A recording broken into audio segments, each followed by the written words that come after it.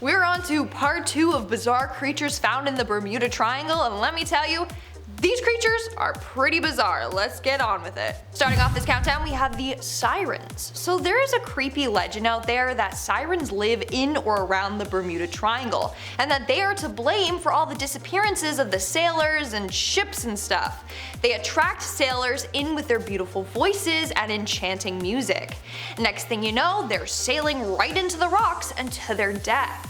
In fact, it's said that they can even charm the winds, meaning they can make the water more turbulent for sailors or windier for pilots. So maybe there are sirens lurking in the Bermuda Triangle. Who knows? In our 9th spot today, we have Pyrosomes. Now, these things are pretty interesting. I mean, just take a look at them and the shape of them.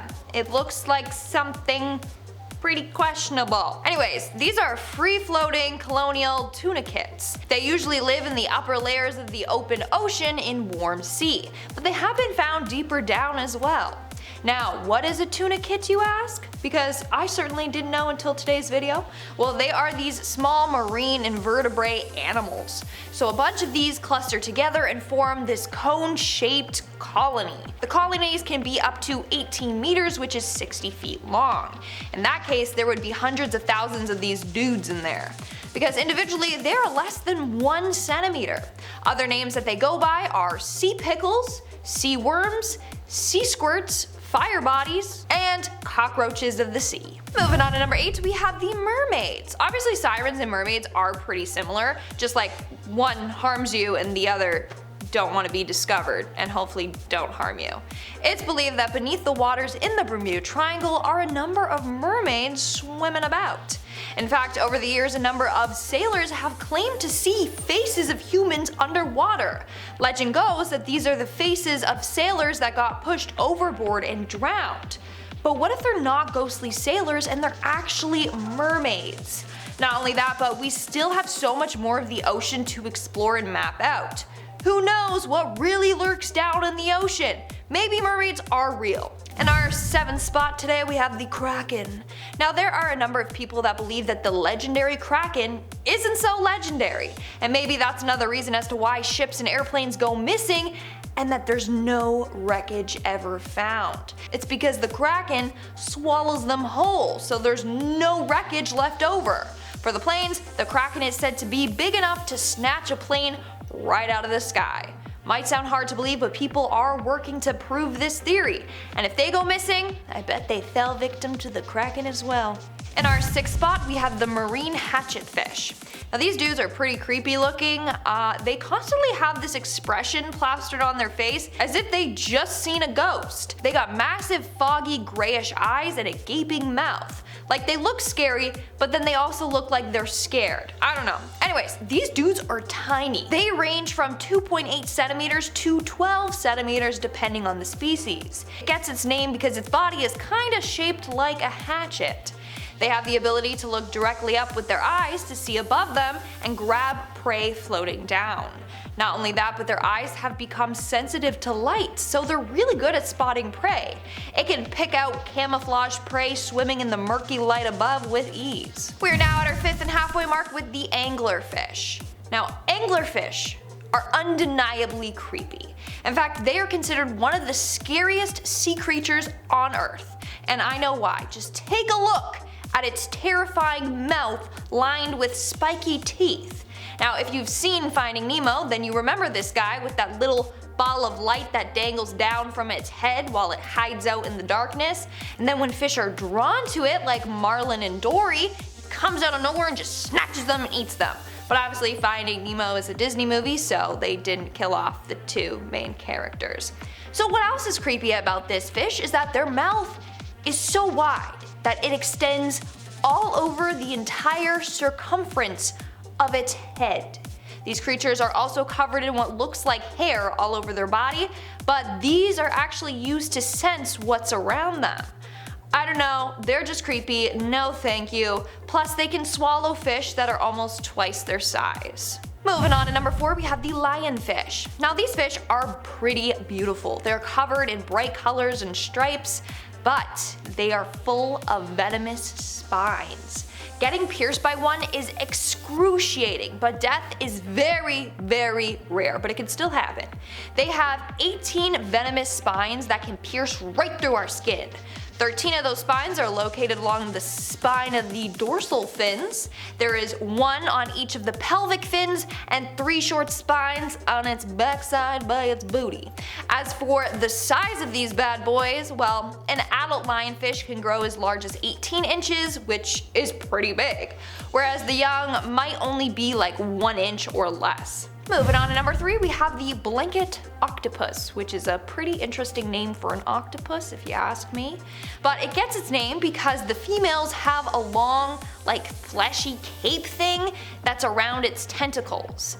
This cape makes the octopus appear larger and more intimidating to potential predators. But fun fact, the females can weigh up to 40,000 times more than their partners. As for size, although pictures make them look big, they're kinda small. The females grow 2 meters in length. The males, on the other hand, are 2.4 centimeters. Yes, 2.4 centimeters, so they are tiny. They're like bam, okay? Don't ask me how they mate. I have no clue. That size difference is insane. In fact, the Blanket Octopus, or octopi, have the largest gender size discrepancy in the animal kingdom. Coming in at number 2, we have the Fluke Fish, aka the summer flounder.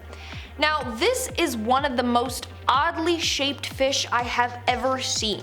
They're super flat, but have big round bodies lined with like fins. The weirdest part though has to be its eyes. They have both eyes on the same side of their face instead of one on each side, so it like looks side profile all the time. It's pretty weird. Now, they're also called chameleons of the sea because they can camouflage to the bottom of the ocean with ease. In fact, they can change their color and texture to match their surroundings. Isn't that cool? I think so. Now, they can grow anywhere from 8.7 to 23.6 inches, which is 22 to 60 centimeters in length, with their average size being around 15 inches, which is 38 centimeters. And in our number 1 spot today, we have the giant isopods. Now, these things are like giant underwater cockroaches. I kid you not. And they are found in the cold, deep waters of the Atlantic, Pacific, and Indian Ocean.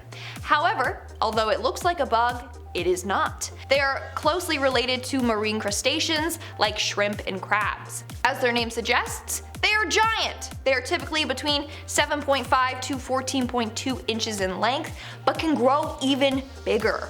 One of the biggest ones discovered was 2.5 feet long. It was discovered in 2010. Scientists still are trying to figure out why they grow so big.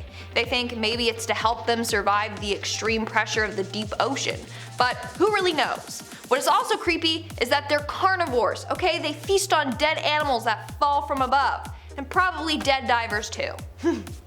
Alright guys, that's all for today's video. If you want to see another part to this series, I don't know if I can do it, but you can let me know in the comments below if you're enjoying this.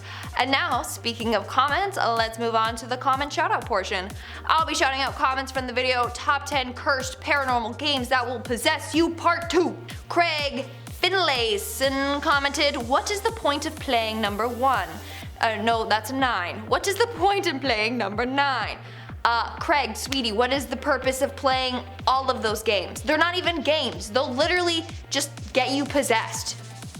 And then ghosts haunt you. It's not even a game. Like, it's torture. You're torturing yourself. So there's no point. There's no point. No one goes like, oh, let's summon Bloody Mary for fun. Well, people have done that. But you know what I'm saying? Like, these games, in the end, it's like, okay, you succeeded. You summoned a ghost. Now you're SOL. That's literally all the games, so don't ask me. Kaylee Louise King commented, "I watched the Charlie movie the other day. It was okay, not the best movie." I don't know why I keep giving them like British accents. Didn't even know Charlie had a movie.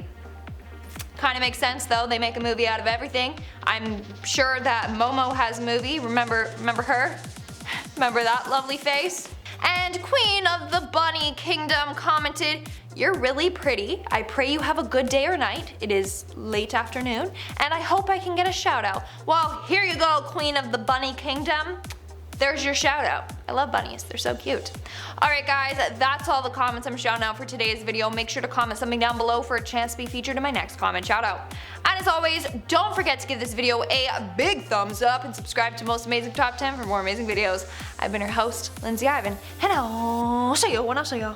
Bye.